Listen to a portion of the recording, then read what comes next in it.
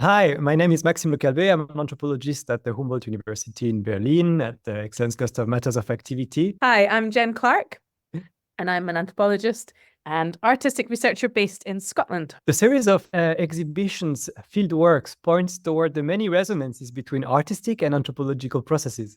It's commonplace to say that as anthropologists, we are encouraging relations of trust with our research partners, the formers, informants. It is perhaps less evident to say that we can also play an active role to create conditions for new, trustful, and sometimes faithful relations between parties that haven't been seeing each other's.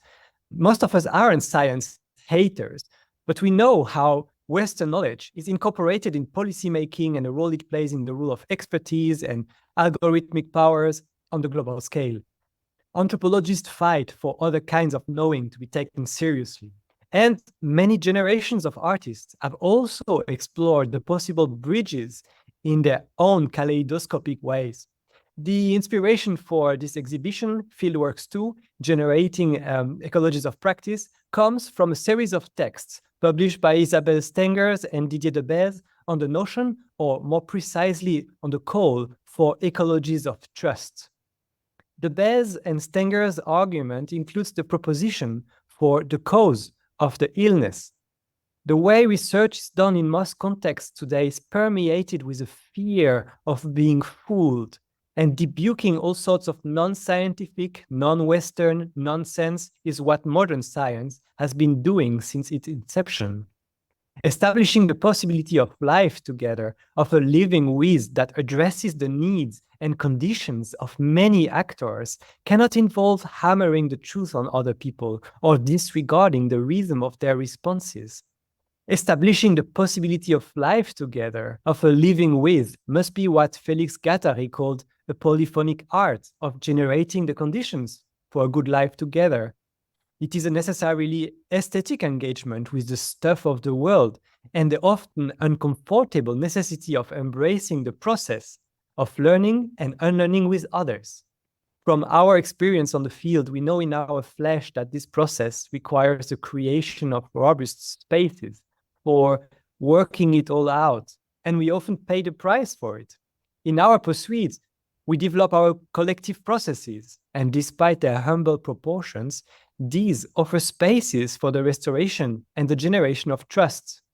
And here we follow the French philosopher Émilie Ache, and we suggest that these are not production processes, as if the world was a mere resource for us to produce it from scratch. No, these are generative, regenerative processes which need the work of maintaining and caring for others and our relationship to them.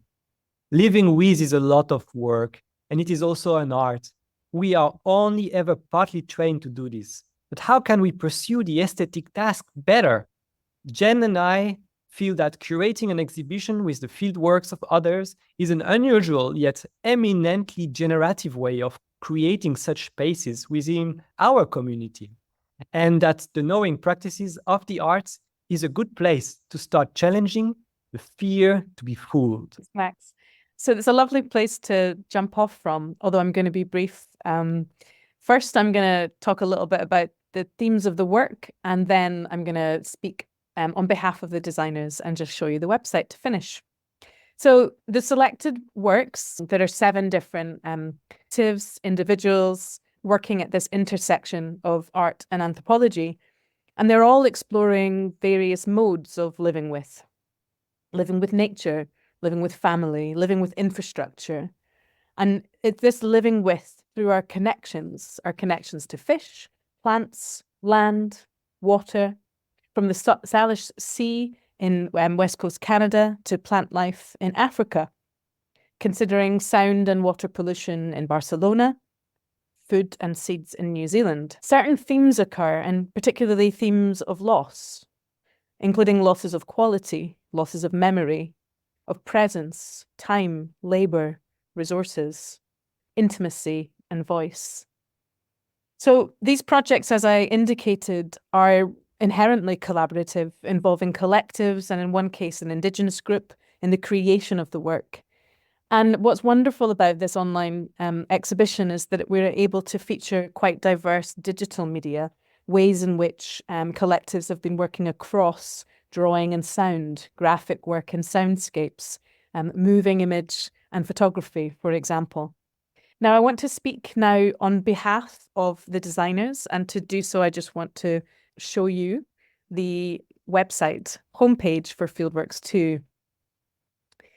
And as you see, as we move across each of the works, you're able to engage immediately with some of the different material. So the designers, Fran and Gil, say, I quote, "In this work, our goal was to reflect the atmosphere of ecologies of trust through openness, space for contemplation, and especially room for diversity." That, for us in design terms, meant using photos that became textures, changing patterns that convey a sense of depth and interconnectedness. Our type family of choice, widescreen, reinforces these and the sense of an opening up of sensation.